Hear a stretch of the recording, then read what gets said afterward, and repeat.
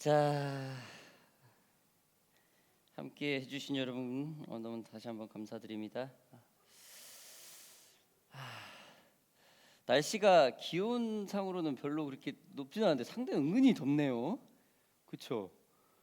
은근히 좀 후덥지근해서 그런가? 자, 하여튼 뭐 더위와 아주 아주 비가 이게 그죠? 오르락가락 해가지고 이렇게 참 많은 날씨가 굉장히 한 주에도 이렇게 혼란스럽네요. 그렇죠? 예.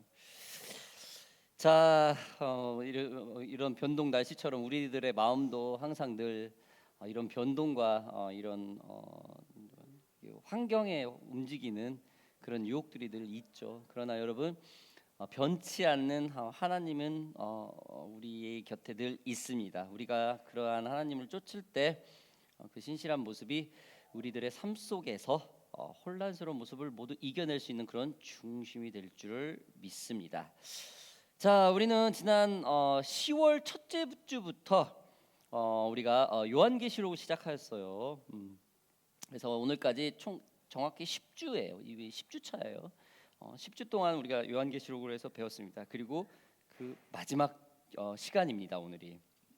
여러분 요한계시록 하면 아포칼립스, 그죠? 아포칼립스 영화 많죠, 영화. 엔드 오브 데이 있고 그 최후의 날 하면 아포칼립스라는 말을 떠오르는 게 이 웨스턴 문화 중에 하나죠. 근데 이 아포칼립스는 여러분 묵시의 언어이고 선포하고 고백했던 그 초대교인들의 그 고백했던 다짐서이자 지침서였다고 우리는 배웠었죠. 그리고 요한계시록은 어떻습니까? 그 요한계시록 기자가 직접 보고 들은 것을 사실대로 적은 거입니다. 저희가 10월 첫째 주에 시작할 때 이거를 잊지 말라고 얘기를 했어요. 이것은 반드시 요한이 보고 들은 것만을 적은 거죠. 얘기를 더하지도 않고 빼지도 않고 있는 사실 그대로를 적었죠. 그래서 우리는 그 말씀 가운데 일곱 교회, 일곱 편지, 일곱 인봉, 일곱 나파, 일곱 대접 등 이렇게 그죠? 이런 것도 봤죠. 무저갱이 열쇠를 가지고 있던 천사의 모습도 보게 되었고, 그렇죠? 그 천사가 결국에는 사탄을 가둬버리는 그런 어떤 승리하는 그런 모습을 우리는 배웠습니다. 자, 오늘 우리는 요한계시록의 마지막 부분을 어떻게 마무리가 되고 어떤 메시지가 있는지 한번 살펴보겠습니다. 오늘의 제목은 완전한 승리라는 제목을 가지고 우리가 오늘 말씀을 보겠습니다. 자, 그 1절 보겠습니다. 21장 1절 보겠습니다. 또 그가 수정같이 맑은 생명수의 강을 내게 보이니 하나님과 및 어린 양의 보호자로부터 나와서. 여러분, 하나님의 이 완전한 승리 그 첫 번째 나오는 것이 생명수 강이라는 거예요.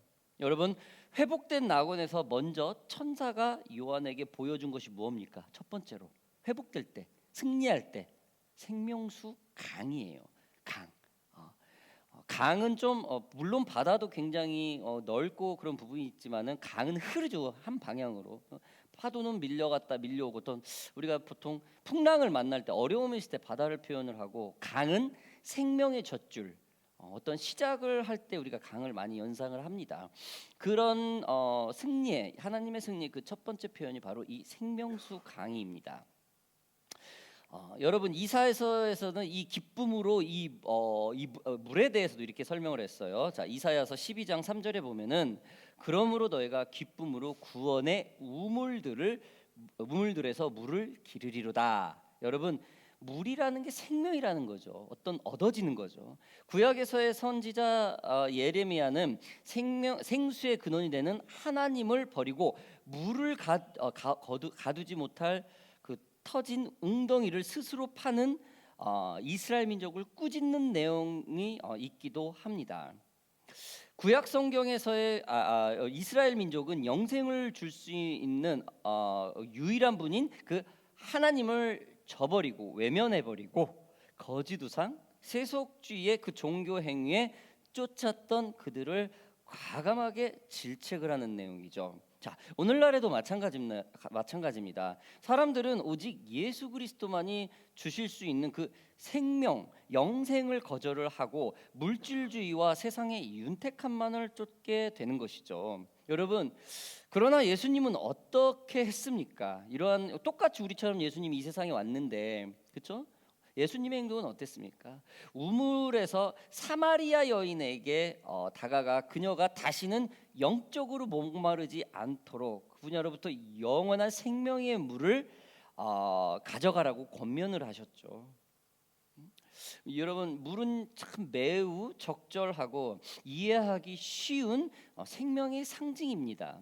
마치 물리적인 물이 이 땅에서의 육체적인 삶을 유지하기 위해 반드시 필요한 것처럼 구원자로부터의 생수는 그분과 함께 영생을 이어가기 위해 아주 반드시 필요하죠. 그렇죠? 우리가 물 없이 살 수 없듯 우리가 예수 그리스도 없이는 영생, 즉 천국을 가질 수 없다라는 겁니다. 예수님은 그분을 따르는 자들을 영원히 지탱해 줄 그 생명의 빵이자 떡이라고 성경에는 나오는데 빵입니다. 떡병자를 써가지고 그 당시 성경을 번역할 때는 이제 빵이라는 단어가 없어가지고 떡을 쓰는데요. 오병 이어가 아니고 오빵이어예요. 오빵 팡이죠. 팡. 저기 프랑스 말로 팡입니다. 예. 아무튼 예수님은 우리의 그 영생을 지탱해 줄 생명의 빵이자 원천이게 된다는 거죠. 여러분, 이러한 생명을 살리는 수전과 같이 맑은 생명수의 강이 하나님과 및 그 어린 양의 보좌로부터 흘러나온다는 거예요. 생명을 살릴 수 있는 것은 오직 주님의 보좌로부터 흘러나온다는 것이죠. 여러분, 이 생명수는 어떤 걸 의미합니까? 현재 우리 이 세상에서는 아무래도 교회겠죠. 여러분, 교회 안에서 선포되어지는 이 교회를 통해서 나오는 이 말씀과 하나님의 그 복음이 가장 완벽한 그 생명수라는 것입니다. 생명수의 강은 영광 가운데 있는 하나님의 교회를 만족시키고 하나님이 주시는 생명을 누리게 하죠. 주님은 생수의 강을 성령님의 사역과 관련하여 설명을 하셨는데 이것은 회복된 낙원의 삶은 부족함 없이 성령의 충만함을 언제든지 누릴 수 있는 그런 삶을 말을 합니다. 완전한 승리를 하신 예수님의 나라는 이처럼 부족함이 없다라는 것이죠. 배고픔도 없겠죠. 비교도 없겠죠. 뭘 하고 싶다는 어떤 우리가 이 세상에 쟁취를 해야 된다는 그런 야망과 이런 게 없겠죠. 그렇죠? 오직 평강이 있고 영원히 살 수 있고 매일매일 우리 아이들 낳아처럼 이렇게 기쁘게 그렇죠? 늘 기쁜 이런 마음이 영원토록 존재하는 곳이 천국입니다. 그런 모든 원천이 예수님 하나님의 보좌로부터 나온다라는 거예요. 여러분, 완전한 승리를 하신 하나님의 나라는 이렇게 완벽합니다.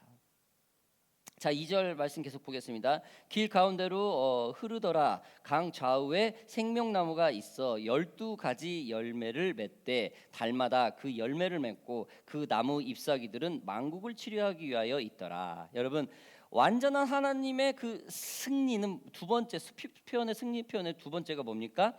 아까는 생명의 물이었고 이번에 생명나무입니다. 나무. 자, 왜 나무라는 말을 표현을 했을까요? 여러분, 생명나무라는 것은 히브리어 말로 하카임이라는 말로서 창세기에 나오는 그런 어구로서 하나님께서 그 에덴 동산을 창조하시고 그 중심에 그 선악과를 넣는 나무를 했던 그 나무를 했을 때 가장 표현을 첫 번째로 했던 그 단어가 이 생명나무입니다. 여러분, 이 카임은 이 단어의 어원은 살아있다, 살아있는이라는 뜻이라고 합니다. 잠언에서도 이 생명나무를 표현을 하고 있죠. 잠언에서는 지혜로 표현을 하고 있습니다. 잠언 3장 10절 18절에는 지혜는 그 얻은 자에게 생명나무라 지혜를 가진 자는 복되도다. 여러분, 하나님의 사람은 이런 생명 즉 지혜가 있어야 된다라는 거예요. 하나님의 사람이 좀 어리숙하게 하는 건 아니라는 거예요. 그렇죠? 우리가 양보와 그렇죠? 기부하는 것과 굉장히 지혜와 이걸 혼란스러워할 때가 되게 많아요. 그렇죠?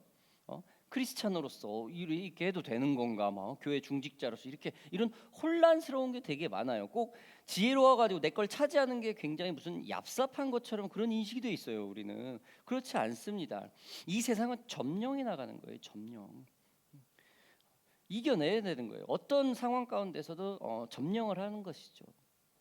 아무튼 여러분, 잠언에서는 이 생명나무, 생명이 있는 나무를 지혜로 움직인다고 표현을 하는 것입니다. 활동을 하여 열매를 맺는다는 것이죠. 여러분, 우리가 예수님의 희생으로 죽음에서 생명을 얻은 사람이라면 복음이 살아서 그 열매가 맺혀야 될 것입니다.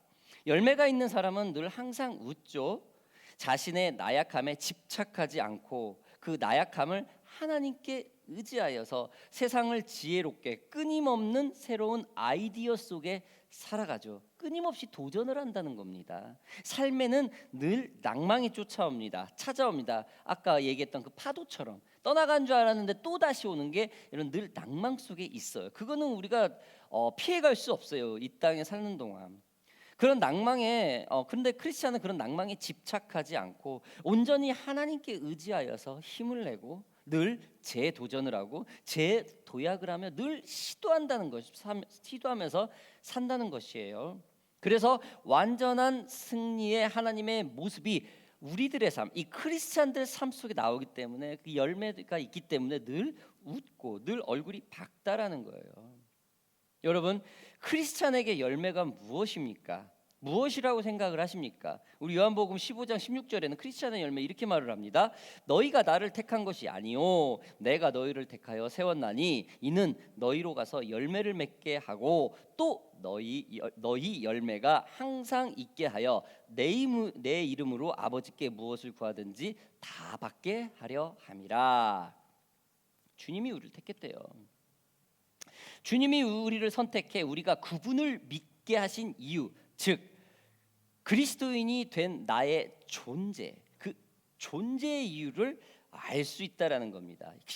그것은 바로 열매 맺기 위한 것이죠. 그냥 이 땅에 막 7, 80년 동안 살면서 그냥 배불리 먹고 그냥 타락하면서 사는 게 그게 목적이 아니라는 거죠. 열매라는 겁니다. 복음을 전한다라는 것이죠. 그러므로 열매를 맺지 못할 때는 우리는 그 존재의 이유를 상실하게 되는 거죠. 여러분, 그래서 굉장히 삶의 의지를 잃어버려서 자살하시는 분들은 굉장히 이거 비성경적이에요. 세계 최초로 자살한 사람이 가룟 유다잖아요. 기록상으로는 물론 그 전에 누가 있을지는 모르겠어요. 그렇죠? 자살한다는 것도 굉장히 비성경적이에요. 우리 여러분들 집안에, 여러분들 후손에 우리 뭐 처쪽이나 우리 쪽이나 자살하는 사람이 없도록 기도해야 돼요. 자, 아무튼 여러분, 이 열매 맺지 못할 때는 그 삶의 목적, 그 존재를 잃어버리기 너무 쉽다라는 겁니다. 여러분, 우기에 비가 오는 시기에는 땅이 닿은 그 부분이 습기로 인해서 한쪽에서는 썩고 굉장히 막 풋풋한 안 좋은 그 상황들이 일어나죠. 물론 이제 거름 효과도 있지만요. 그리고 건기에는 자체적으로 뿌리를 내린 가지가 영양분을 받지 못해서 완전 말라 비틀어져 버려서 죽게 되죠. 그래서 이 농사꾼은 건기와 우기일에 이거를 해서 이를 위해서 그 수로를 내고 늘 그 나무를 위해서 늘 준비를 하게 되죠. 비를 위해서 많은 비가 올 것을 예상을 해서 수로를 만들어 물이 너무 넘치지 않도록 하기도 하죠. 여러분, 연약한 우리가 열매 맺도록 주님은 끊임없이 이 농사꾼처럼 우리에게 큰 일, 그 비수로를 만드는 것처럼 우리를 끊임없이 도우시고 우리의 인생의 모든 잔가지를 만져주시고 이끌어 주십니다. 여러분, 지금도 그렇게 우리를 도우시고 계십니다. 우리를 향한 하나님의 소망인 이 열매를 보고 싶기 때문이죠. 여러분 여기 계신 분들은 다 태어나면서부터 예수를 믿었죠, 그렇죠? 물론 이제 중간에 믿은 사람도 있겠지만은 우리가 그래서 이렇게 주님이 우리를 막 이렇게 가질처럼 이거를 참 느끼지 못할 경우가 많을 때가 너무 많아요, 그렇죠? 왜 그러냐면 평생을 그냥 당연히 하나님하고 있는 거 아니야? 이렇게 생각만 했기 때문에, 그렇죠? 근데 지금 이 순간에도 우리가 이렇게 지금 살아 숨쉬고 있는 이 순간에도 하나님께서는 늘 우리를 위해서 나무를 가지쳐주는 그 농사꾼처럼 그렇게 늘 우리를 도우시고 있다라는 겁니다. 여러분, 크리스찬에게 열매란 하나님이 우리를 선택하셔서 우리가 그의 모습과 성품을 닮아가는 것입니다. 그리하여서 열매를 맺는 것이죠.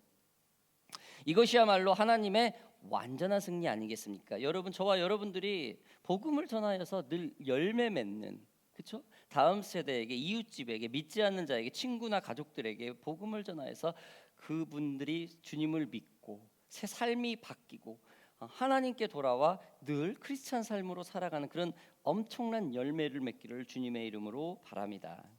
자, 3절부터 좀 말씀 다시 좀 더 보겠습니다. 다시 저주가 없으며 하나님과 그 어린 양의 보호자가 그 가운데에 있으리니 그의 종들이 그를 섬기며 그의 얼굴을 볼 터이요 그의 이름도 그들의 이마에 있으리라. 다시 밤이 없겠고 등불과 햇빛이 쓸데없으니 이는 주 하나님이 그들에게 빛이심이라. 그들이 세세토록 왕노릇하리로다. 여러분, 완전한 하나님의 승리가 뭐가 있습니까?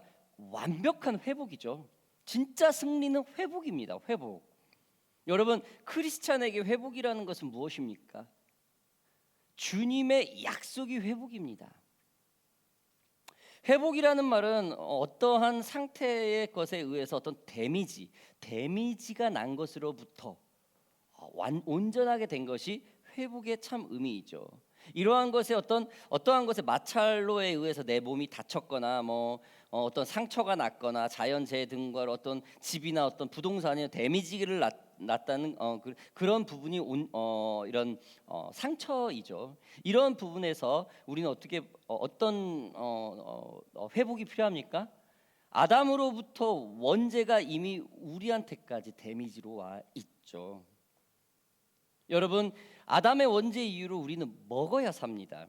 아담의 이유로 우리는 땀을 흘려 일을 해야 먹고 살 수가 있죠. 아담의 원죄 이유로 우리는 미움과 시기, 마음의 상처와 강팍감에 늘 시달리면서 살고 있습니다. 이러한 것들로부터 완전한 회복, 이 완전한 회복이 바로 하나님의 마지막 온전한 승리라는 것입니다. 여러분, 회복을 위한 길을 얻고자 한다면 다음과 같은 세 가지를 우리가 좀 더 알아야 될 것입니다. 뭐냐면 그 첫 번째, 주님께 굴복해야 된다. 참 표현이 굴복이라는 것이 완전히 무슨 굴욕적인 이런 참 느낌이 있어요. 자, 나 이번에 목사고시 후보생 볼 때도 이런 단어가 참 많더라고요. 하나님께 복종을 해야 된다.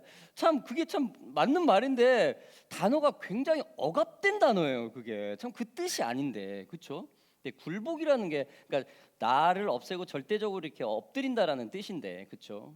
여러분, 이처럼 아무튼 하나님의 회복은 내 자신의 완전히 굴복을 할 때 일어납니다. 주님의 은혜로 살 수 있는 것을 인정하고 모든 것을 하나님의 관점으로, 하나님의 우선권으로 드려야 한다는 것이죠.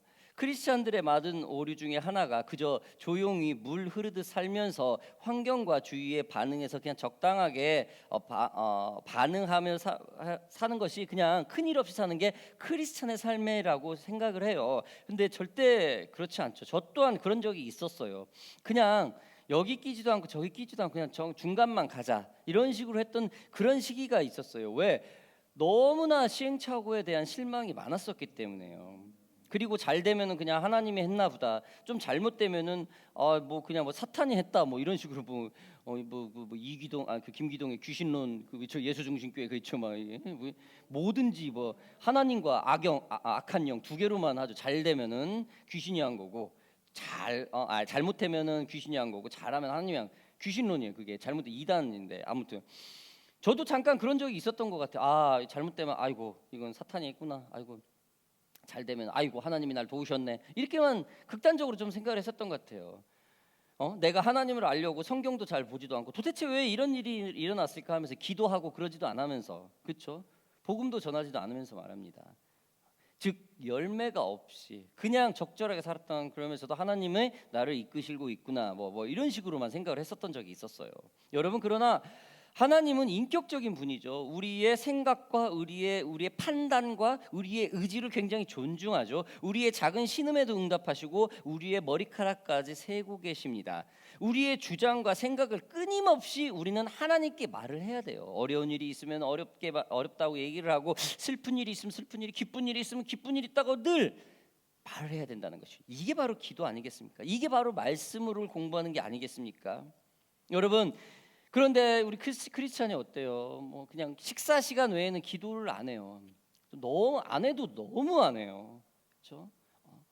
이거는 우리는 조금 좀 개선을 해야 될 것입니다. 여러분, 성경 말씀은 뭐 그냥 적절할 때 그냥 한두 번씩 찾아보고 다급하지 않으면 성경을 한 번도 열어보지 않는 크리스찬들이 너무나 많습니다. 기도와 성경 말씀을 읽는 거 없이 하나님의 뜻과 나를 인도하는 것을 알기에는, 하나님의 의중을 알기에는 너무나 어렵습니다. 반드시 말씀을 읽고 기도하는 생활이 몸에 배어야, 기도하는 시간은 많으면 좋죠. 그러나 늘 기도하시면 돼요.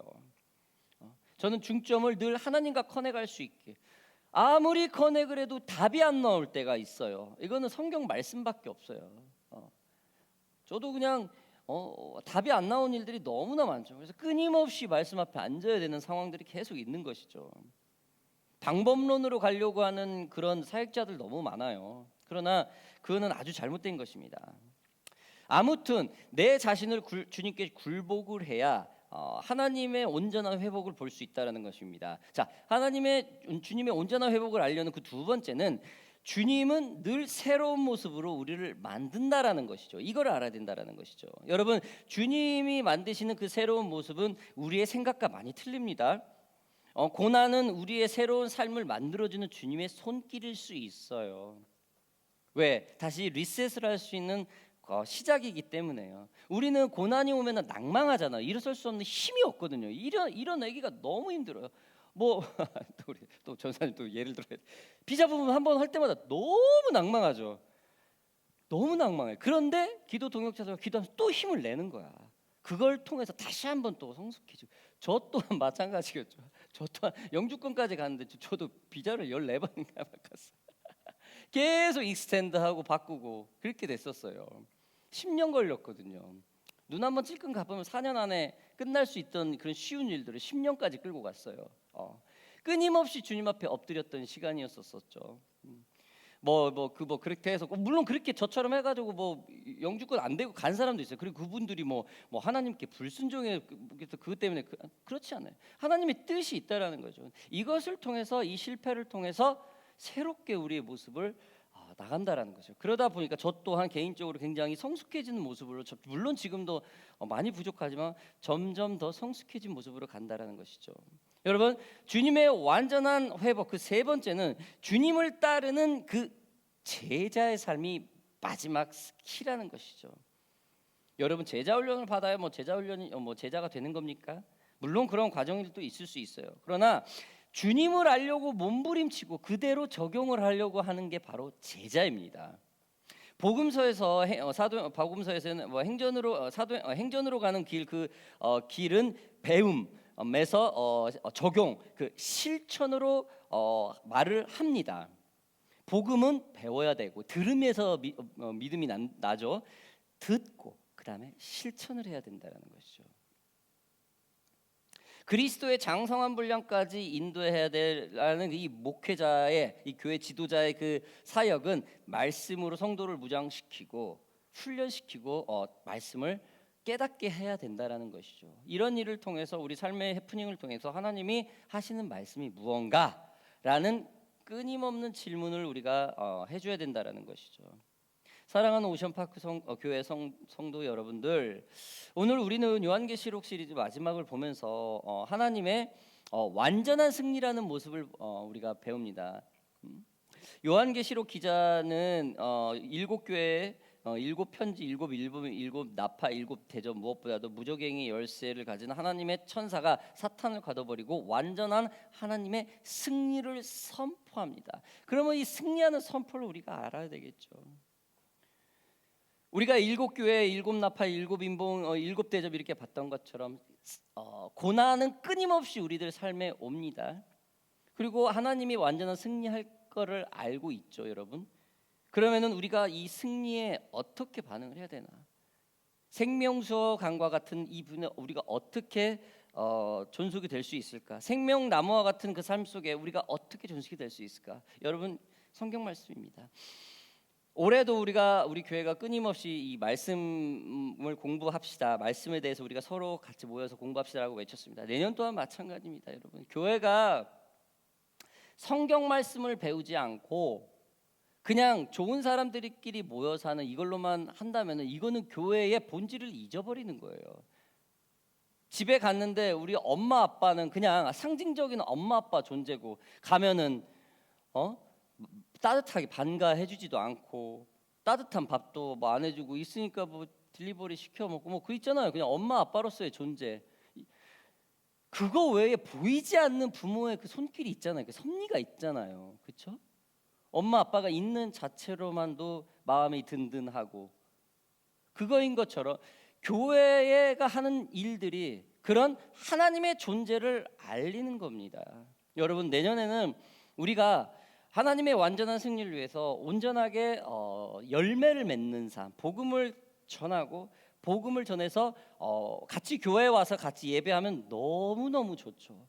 아무튼 주위에 복음을 모르는 자들을 위해서 여러분 복음을 전하셔서 열매 맺는 그런 완전한 하나님의 승리를 만끽하는 저와 여러분들이 되기를 주님의 이름으로 바랍니다. 우리 기도하겠습니다.